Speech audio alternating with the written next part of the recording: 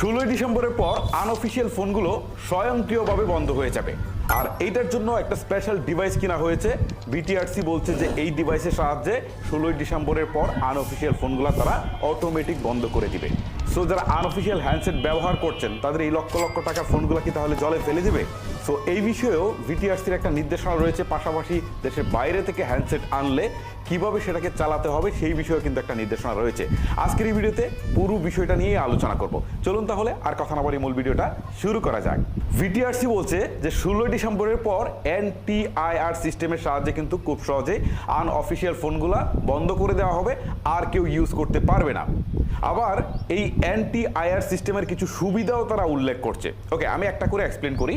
16ই ডিসেম্বরের পর যদি কোনো আনঅফিসিয়াল ফোন আপনি কিনেন, মানে 16ই ডিসেম্বরের পর, তাহলে সেগুলো স্বয়ংক্রিয়ভাবে বন্ধ হয়ে যাবে। বাট 16ই ডিসেম্বরের আগে যে হ্যান্ডসেটগুলো আপনি কিনেছেন, সো সেইগুলো